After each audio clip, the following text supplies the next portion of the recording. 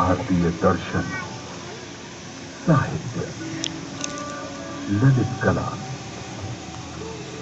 संगीत, ज्योतिष, ज्ञान विज्ञान वेदों में है। वस्तुतः वेद संसार के समस्त पदार्थों का बोध कराते हैं।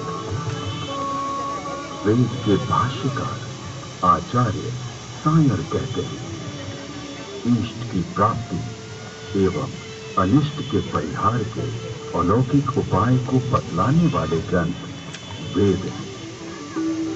सबके द्वारा पूजनीय और यजनीय परमात्मा से ऋग्वेद, यजुर्वेद, सामवेद और अथर्ववेद प्रकट हुए। ऋग्वेद के मंत्र दृष्टा ऋषि कहते हैं, तस्मात् ज्ञातस्तु वरुता ऋचा सामानि जगिरे छंदांसि जगिरे तस्मात् तेजस्त तस्माद् जायत। ऋग्वेद, जिसके द्वारा विभिन्न देवताओं की स्तुति की जाती, उसे ऋग कहते हैं।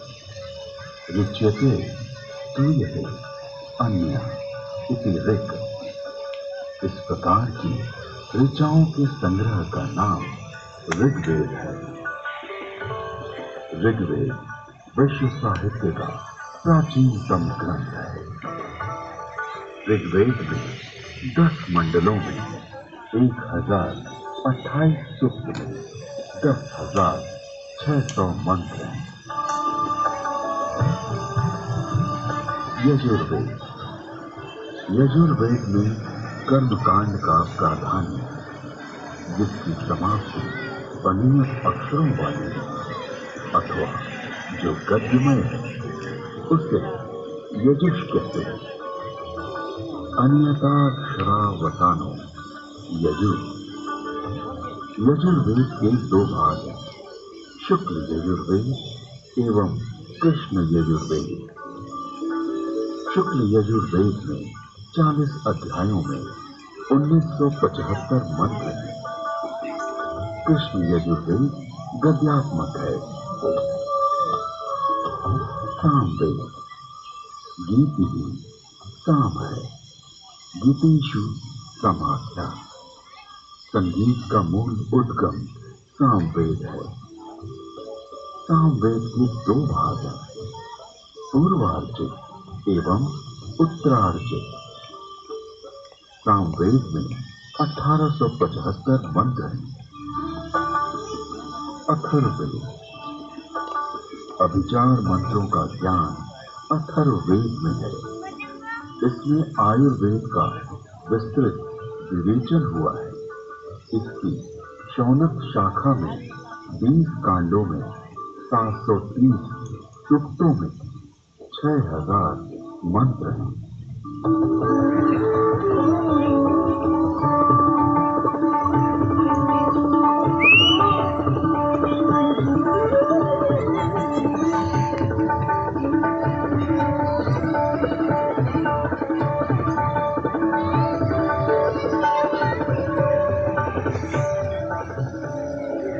प्राचीन काल में वेद श्रुति परंपरा से अक्षुण्ण रहे।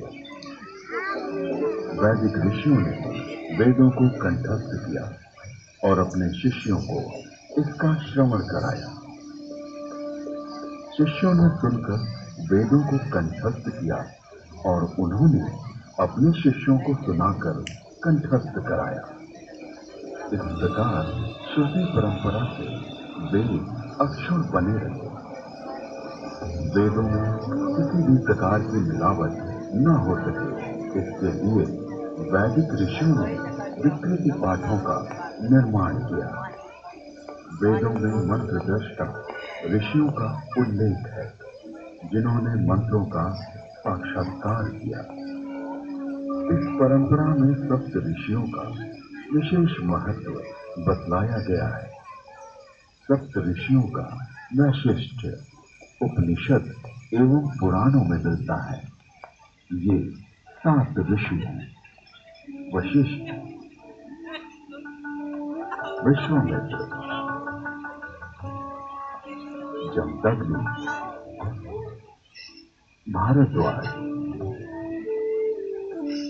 अत्रि, गौतम, अगस्त्य। वेदों में अनेक ऋषिकाओं का भी उल्लेख है। इन ऋषियों की परंपरा का अनुपालन करने वाले ऋषियों ने भी इन्हीं नामों को धारण किया।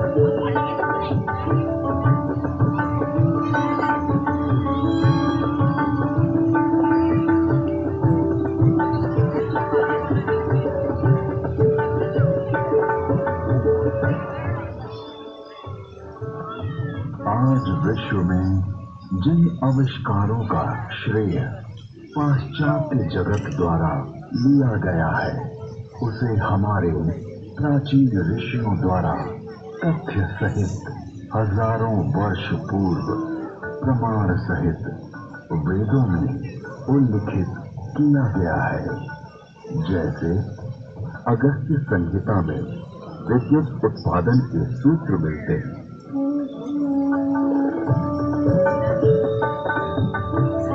एक मिट्टी का पात्र लें, उसमें ताम्र पट्टिका, कॉपर शीट डालें तथा शुद्ध ग्रीवा कॉपर सल्फेट डालें।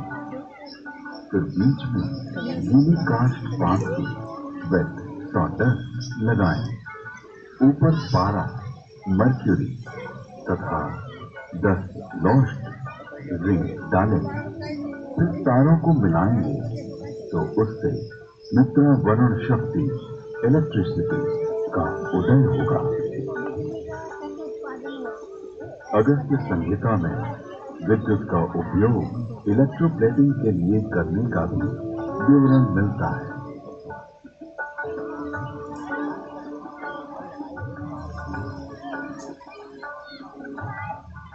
अतः अगस्त्य को कुंभोधव, बैटरी बोन भी कहते हैं।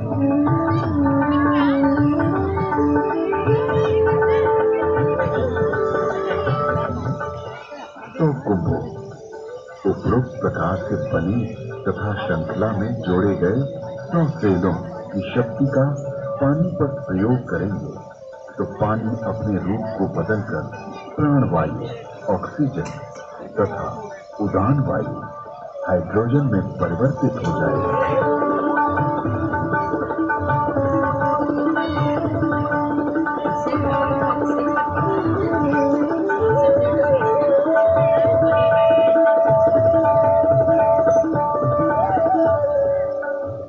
कृत्रिम स्वर्ण अथवा रजत के लेप को सत्कृति कहा जाता है।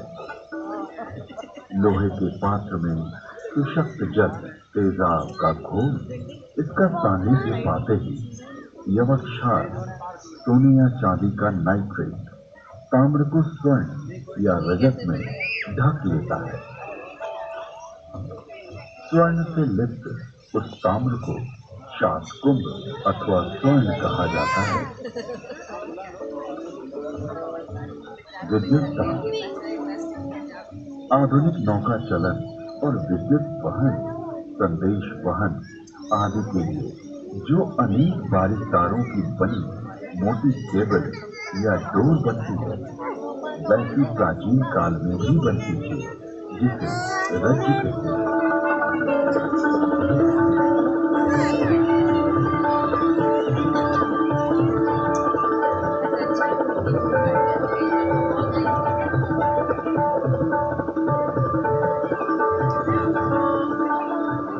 नौ तारों का सूत्र बनता है।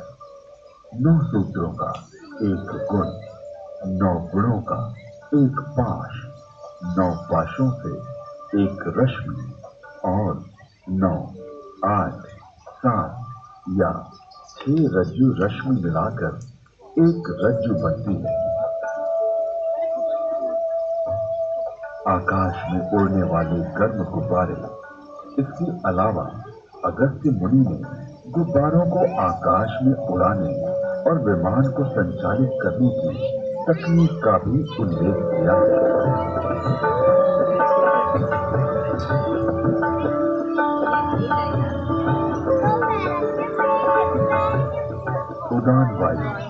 हाइड्रोजन को वायु प्रतिबंधक वस्त्र में रोका जाए तो यह विमान विद्या में काम आता है।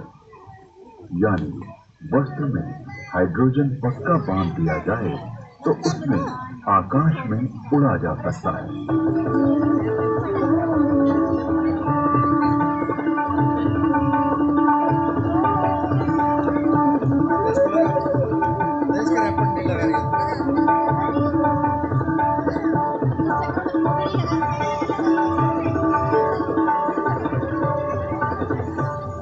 विमान वायु पर उसी तरह चलता है जैसे जल में नाव चलती है। तत्पश्चात उन काव्य पंक्तियों में गुब्बारों और आकाश छत्र के लिए रेशमी वस्त्र सुयोगी कहा गया है, क्योंकि वह बड़ा लचीला होता है। वायु पूर्ण वस्त्र प्राचीन काल में ऐसा वस्त्र बनता था जिसमें वायु भरी जा सकती थी। इस वस्त्र को बनाने की निम्न विधि अगस्त्य संहिता में है।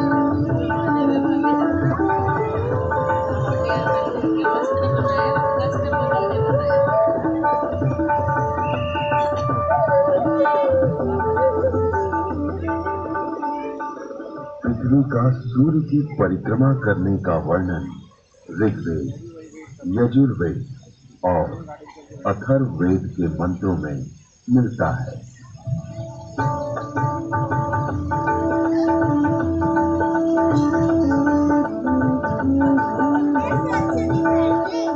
यह पृथ्वी घूमती है, अपनी माता अंतरिक्ष के सामने रहते हुए सूर्य रूपी पिता की परिक्रमा करती है।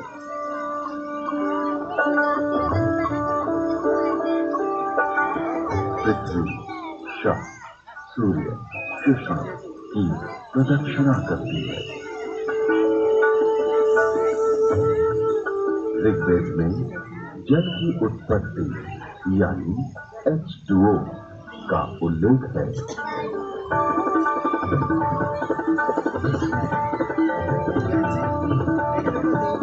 जल की प्राप्ति के लिए मैं पवित्र ऊर्जा, एनर्जी वाले मित्र ऑक्सीजन और दोषों को नष्ट करने वाले वरुण हाइड्रोजन को ग्रहण करता हूँ। यजुर्वेद में सूर्य में उच्च जल तत्व यानी हीलियम का संकेत किया गया है।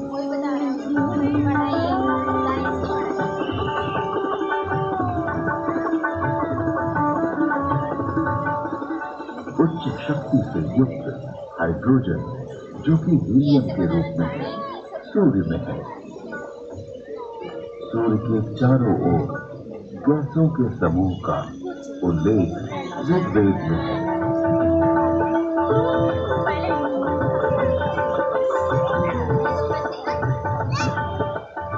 ऋग्वेद में ही सूर्य की गति और प्रकाशक होने का वर्णन है।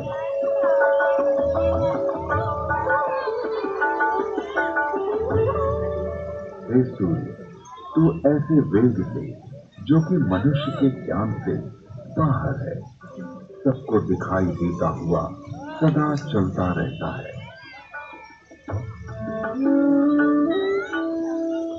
विश्व के प्रथम वैज्ञानिक अथर्वा ऋषि के अनेक आविष्कार का उल्लेख वेद में प्राप्त होता है। एक वृक्ष आदि से अग्नि, ऊर्जा। अथर्वा ऋषि ने मंथन, घर्षण, फ्रिक्शन से ऊर्जा उत्पन्न की।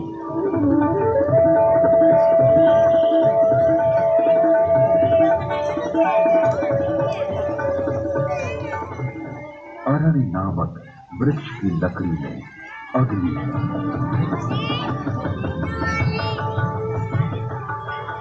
तो पत्थरों की रगड़ से भी अग्नि उत्पन्न होती है।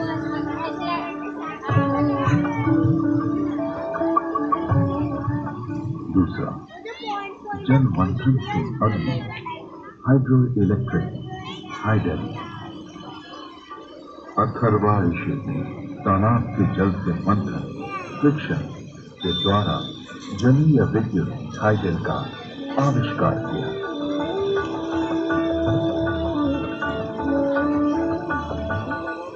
तीसरा, भूगर्भीय अग्नि, पुरुष अग्नि, oil and natural gas.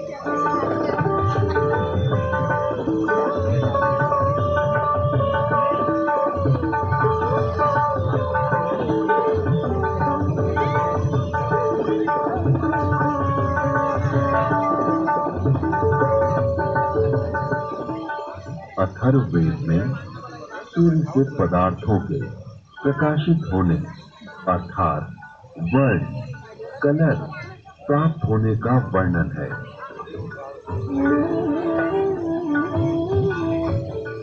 Rigveda में सौर ऊर्जा का स्पष्ट उल्लेख प्राप्त होता है। इसके आविष्कारक वशिष्ठ एवं भारद्वाज बतलाए गए हैं। ऋग्वेद में सूर्य की घातक किरणें अल्ट्रावायलेट रेज का वर्णन है।